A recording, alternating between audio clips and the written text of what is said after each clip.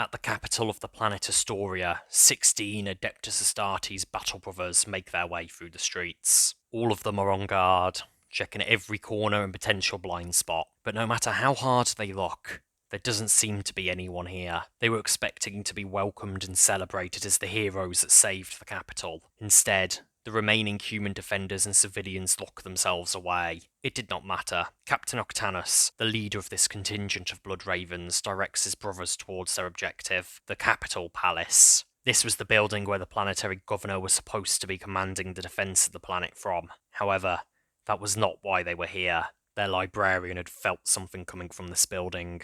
It was so strong that he could sense it from orbit, even with the shadow of the warp created by the Xenos menace. They had left the librarian to command their vessel and its mortal crew, a decision not made lightly, but deemed necessary due to the intensity of the Tyranid presence. Arriving at the door to the palace, the Astartes initiate the activation rites, and the door gently swings open. Inside, what was simply an empty building. Their surroundings suddenly changed, and the truth of the room reveals itself as the main door violently slams behind them. Drowned in red light, they find themselves surrounded by fighting pits, filled with cultists and demons of the blood god Khorne. Within a second, they are set upon by enemies. The only threat the humans posed was simply how many of them there were. The demonic bloodletters, however, were another matter. These abominations at least had a chance of hurting the Astartes. Not that it mattered. The Blood Ravens still butchered the room with ease all the same. Just as they finished off the last of their enemies, a horde of hounds of Khorne charged them. Taking defensive positions, the Blood Ravens released the fury of the Emperor through their bolters. Each shot a rocket-propelled explosive of extreme destruction. Only a single hound made it to them, but the captain smashes his thunderhammer into the beast, banishing back into the hell it came from in 100 pieces. This confirmed the librarian's concerns. Chaos were here. Now the only question was why. The Space Marines move up the grand staircase at the palace with ease. The building was distorted by warp taint. There should be exactly 205 floors to this place, but instead auger sensors were only picking up 4 large ones. That number, and the power that came from it, was not lost on the Astartes. They knew a fight was before them. To make matters worse, whatever demonic trickery was at play was also jamming their comms. Arriving on the second floor, they find themselves in a strange maze of test tubes filled with corrupted civilians. It clearly was some kind of laboratory, the purpose of which uninterested the Astartes. It was heretic filth, and they would make sure it was destroyed. They hear laughter from across the room. Turning, they see a mad scientist pull a lever. Before he has a chance to leave, the captain puts a bolt into his head. It was too late, however, as all of the test tubes opened, releasing hundreds of plague zombies and nurglings. It would only take 2 minutes and 11 seconds for the Astartes to deal with these inconveniences. Back in the city of Valrak, General Harlan is reading an ever-increasing number of incoming status reports. Things have changed drastically. With the Astartes here, there was a real chance to turn the entire war effort around. The evidence was right in front of him to see. The city should have fallen today, and yet the Astartes held the enemy back. Now, if they could just link up with the capital and the colossal amount of resources stationed there, they could coordinate a massive counterattack and push both the Orcs and Tyranids back. Harlan would never admit it, especially to his advisors, but he was deeply concerned about the lack of contact from the governor. Something about it just didn't sit right. The general knew his recent imperial history, and about the battles for Armageddon. He recognised a von Straub when he saw one. Whatever the case may be, it'll be down to the Astartes to solve it and punish whatever transgressions the governor may be involved in. But now, for the first time since the Gene Stealer cults first appeared, the general felt as if the battle for Astoria was actually winnable. Once the Nurgle-infested laboratory was set ablaze, the Astartes moved onwards and upwards to floor 3. Immediately they recognised the infernal library as being under the influence of the god of trickery, Tzeentch. In every potential fire zone, they find enemies that then disappear before even the superhuman Astartes could aim their weapons at them. Eventually, a pink horror appears before the group and begins to ask them a riddle. It would only get 4 words in before the captain blew it apart with his bolt pistol. The creature turned into 2 blue horrors that started to attack the Blood Ravens alongside hordes of other horrors, while flying screamers descended from above. Captain Octanus orders his brothers to stay their bolters. They needed to conserve ammunition. Instead, they will release their honoured fury on these abominations. Once the final demon falls, the 16 battle brothers waste no time heading to the final floor of the building.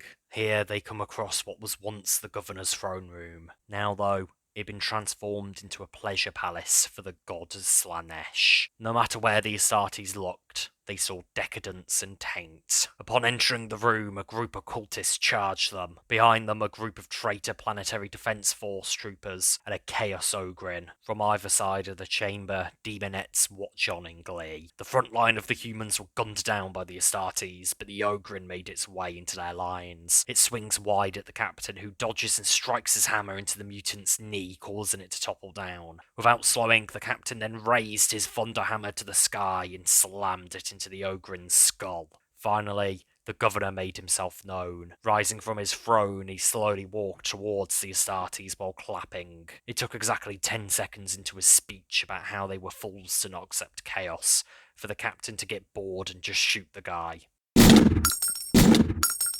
Searching the now empty chamber, the Astartes find a round floating orb on a pedestal in one of the antechambers. The captain stares at it for a single second and recognises the taint of chaos. Wasting no time, he slams his thunder hammer into it with full force, but the object is not destroyed. It does not even move. Suddenly, the room is dark, and when the light returns, a Black Legion sorcerer now stands before them. The captain shoots at the traitor, but his bolts pass through, indicating that this was some kind of astral projection. The sorcerer introduces himself as Zachariel the Bitter, and begins laughing amused at this situation. He tells the Blood Ravens they are far too late to save this planet. After all, the death of the governor was the last thing needed to complete the ritual. The room returns to normal, just as the Astartes Vox network buzzes up. It was from Sergeant Newman at the city of Valrak. Their comms were finally working again, and the palace seemed to have returned back to its original pre-war state. He tells them that the Imperial Guard have Valkyrie gunships inbound. They don't know what it is, but something is happening. They need to get out of the tower, now. And so the Astartes begin running to the landing pad, in order to escape before whatever happens. The entire place was crumbling around them, with large chunks of rock falling from the roof. Hordes of traitor, guard, and cultists now stand in the Astartes' way, forming firing lines to delay the transhumans from escaping the building's collapse. Many would assume that because of their size and bulk, the Adeptus Astartes would be slow. They would be wrong. Storming through their enemies with ease, the Astartes literally trample the humans underfoot, before finally getting to the hangar. It only took a few seconds more for their rescue craft to arrive. Cramming themselves tightly into the shuttle, they withdraw just in time to watch the entire city fall apart and melt into a mysterious dark liquid. From the ruins of the capital city of Astoria, 4 dark shapes slowly grow out of the liquid. They are greater demons of the pantheon of chaos. As they rise, the lesser demons start manifesting around them, many laughing gleefully. The ritual of Zachariel the Bitter had freed them from the Aether and released them onto this planet. The greater demons stare at each other intently. They want nothing more than to wage war against each other in the name of their deities. But not yet. That time would come. For now, however, they must keep to their end of the bargain. Turning, they all leave in separate directions. After all, there was work to do. Captain Octanus and his Astartes soon return to the city of Valrak and reunite with their brothers. Immediately, the captain calls a war summit with General Harlan and his retinue, so that they may decide on their next course of action. The summoning of the demons was an ill omen. Chaos wouldn't just be attacking this planet in force for no reason. There had to be more to it. Each of the 4 greater demons had already taken over a city each across the planet, and were in the process of starting dark rituals to manifest more of their kind into real space. The diminished Tyranid fleet in orbit were manifesting the shadow in the warp, but it wasn't anywhere near enough to banish the monsters back into the warp. Ironically, a stronger Tyranid force might have been able to prevent the demons from spreading so quickly, but of course, that would have caused problems of its own. The Tyranids were still the biggest threat on the planet by far, with the first capillary towers and larger bioforms being sighted. The only thing holding them from complete dominance was the orcs, who were still throwing tides of green against the Tyranids in the name of a good scrap. Simply put, there were too many fronts, and not enough forces to fight every enemy back. But not all was lost. The rest of the Liberation fleet that General Harlan's forces had been a part of had finally made contact. They had been delayed for over a year by warp storms, and had entered the system further out than they had intended to. It would take them 2 months to arrive in orbit at Astoria. With the instability of the warp in this sector, another warp jump to get closer was out of the question. Captain Octanus and General Harlan make the difficult position to hunker down and await reinforcements. The captain would split his brothers up into smaller combat teams, which would then be spread across all the cities still under Imperial control. Only a single squad would be allocated to take the fight to the Xenos directly. They would be responsible for eliminating key targets and weakening enemies through hit-and-run attacks, all in preparation for the Liberation fleet's arrival.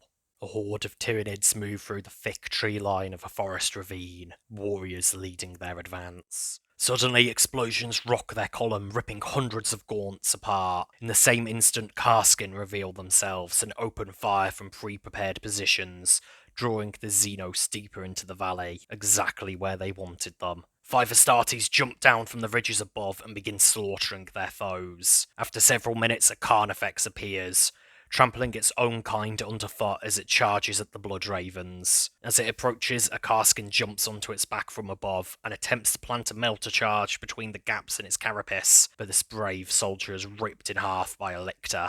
Sergeant Newman confronts this lictor and duels it before it can flee, while his brothers distract the Carnifex and the Karskin hold back the gaunts. Swinging its tail, the Carnifex catches a Space Marine by the chest, the force of the blow crushing the super soldier's body, killing him instantly. Seeking righteous revenge, another Astartes runs and grabs the melter charge dropped by the Karskin. Sliding under the Carnifex, he places the melter charge under its stomach and runs as it detonates, sending chunks of alien filth flying in every direction. As the living tank dies, so does the lictor, as Sergeant Newman takes its head with his chainsword.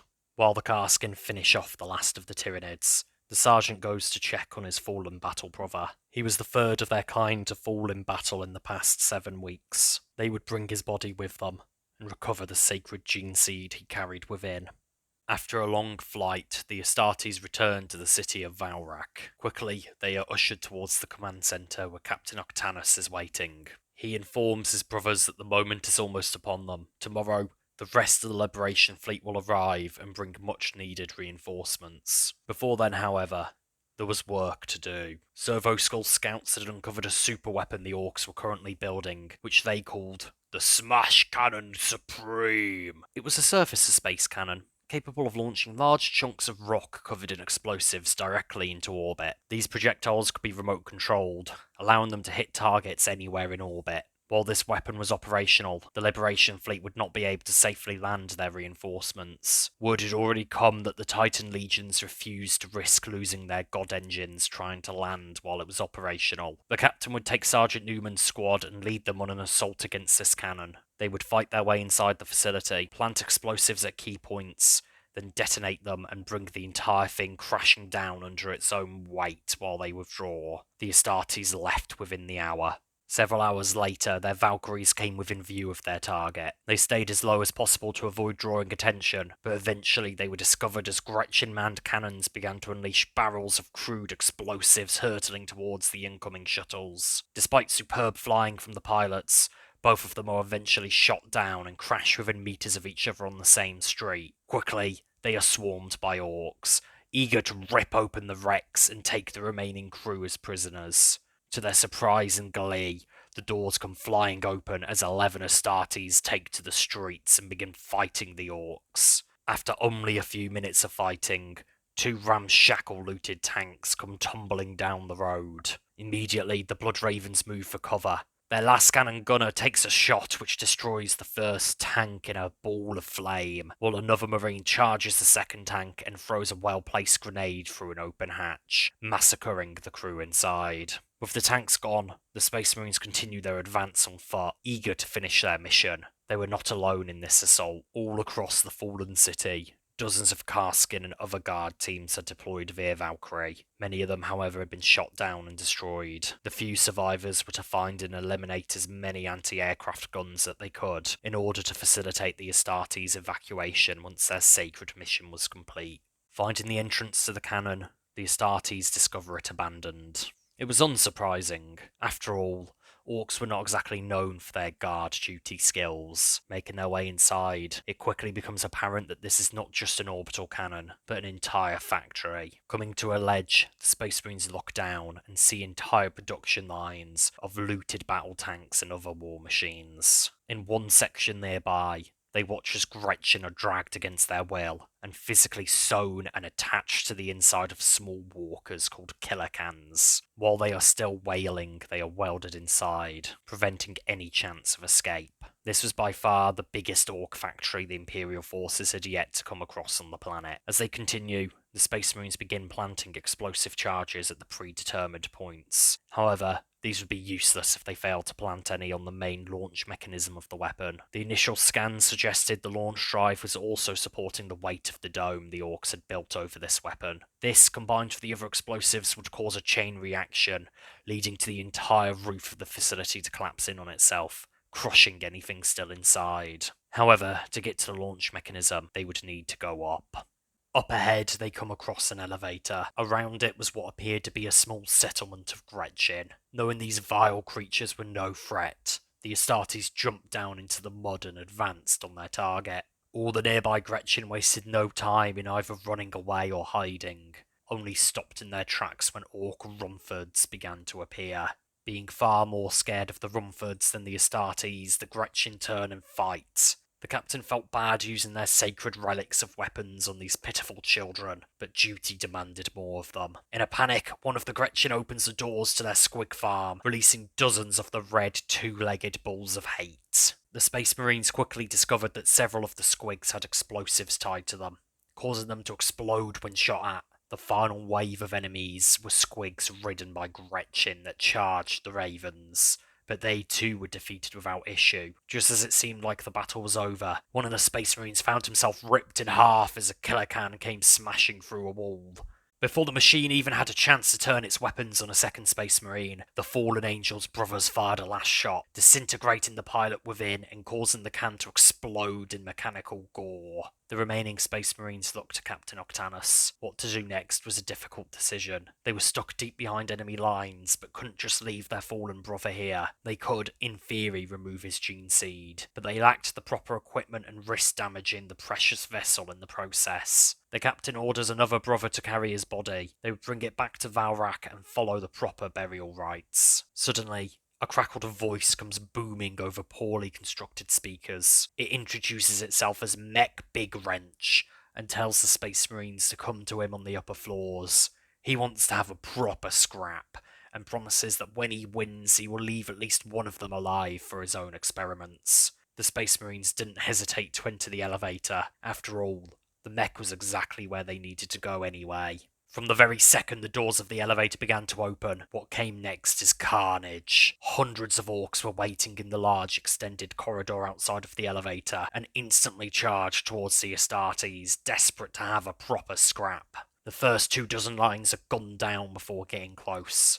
When the Astartes go to reload, however, the gap is quickly closed. Roaring pledges to his emperor, the captain leads his brothers into the fray, smashing multiple orcs apart at once with big swings of his thunder hammer. This was where the captain felt most in his element. He had been leading his company for over a century now, but it was not a role he had ever wanted. The Cyrene incident, Tartarus campaign, battles of Cronus, the Aurelian Crusades, all of them and more had taken their toll on the Ravens of the Blood. With ever-dwindling numbers, many of them had been forced to act above their station, Captain Octanus included. He had been happy as a sergeant. In fact, it was where he felt he was best suited. To be leading individual squads in the heat of battle, to feel the enemy's skull crack beneath his boots. That was who he was. But duty had a higher calling for him. Following the defeat of his own captain at the hands of the Black Legion, Octanus had been forced to take the mantle of captain, only by virtue of there being no one left in his company with longer service to the throne of terror than him.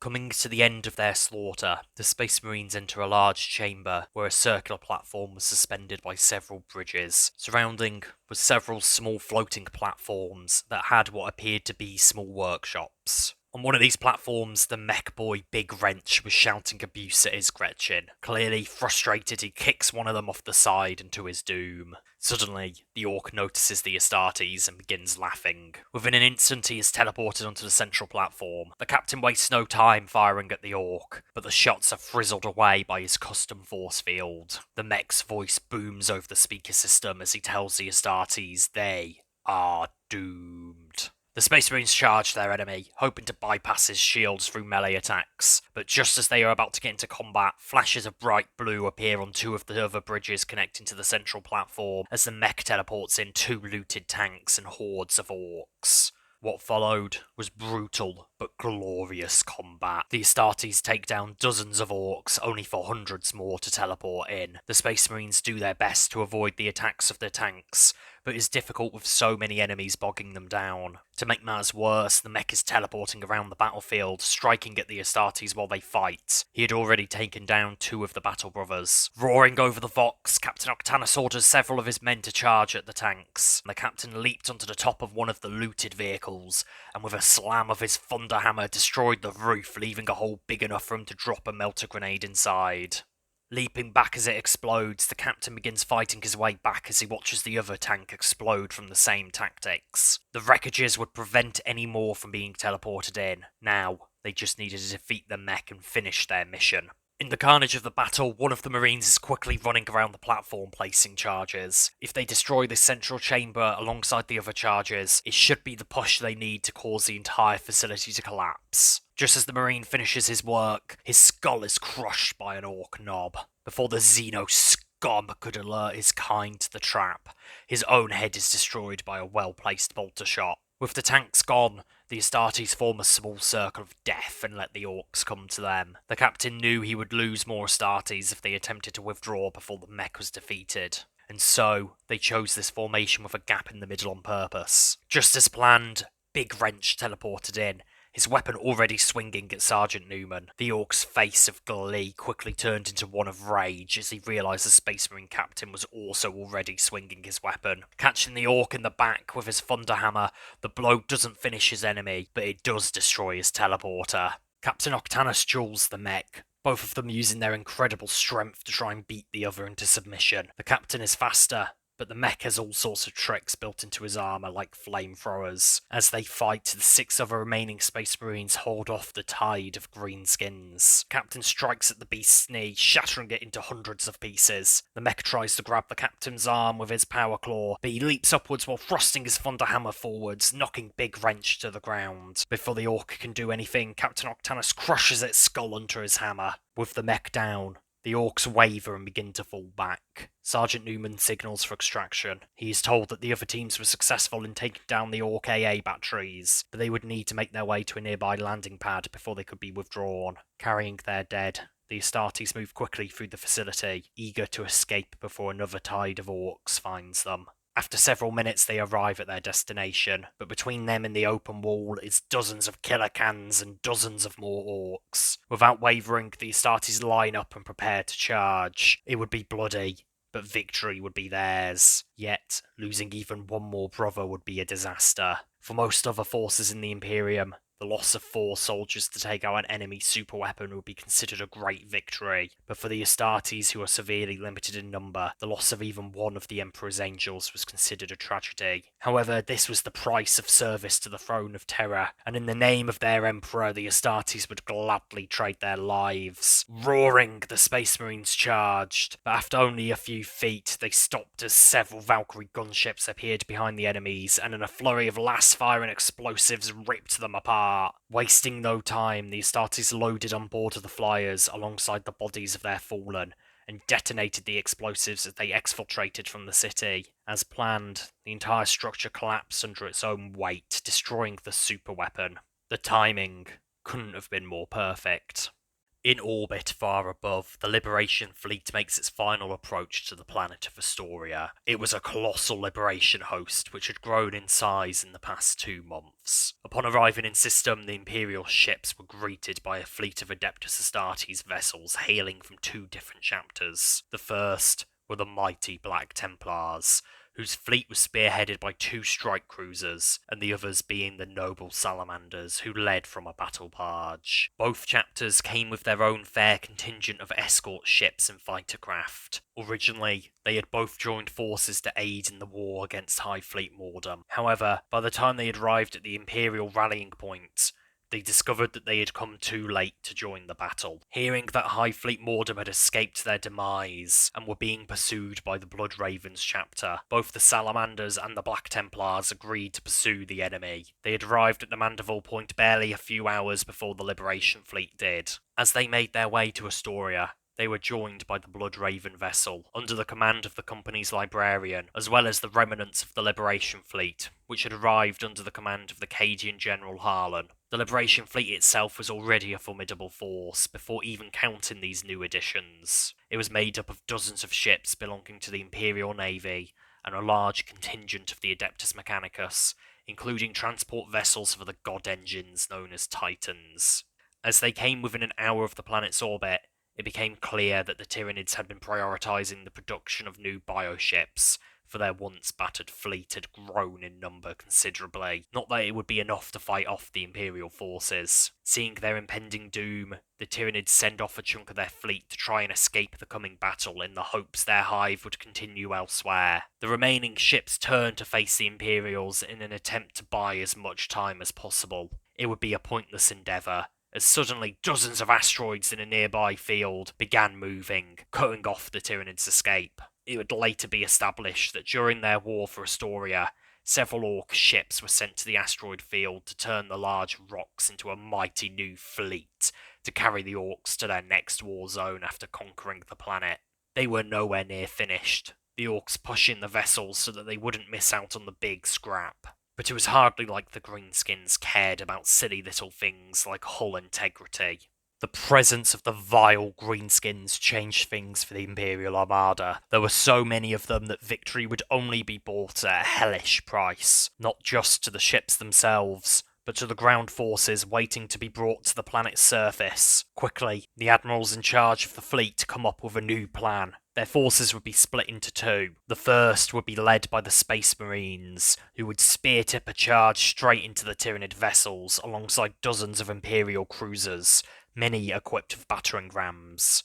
The other forces would form a defensive circle around the vessels carrying the ground forces, using their own hulls to protect them. This section of the fleet would be commanded by the Adeptus Mechanicus, who would use the Nova cannon on their capital ship known as an Arc Mechanicus to blast at any enemies who dared get too close, softening them up for the rest of the fleet to finish them off.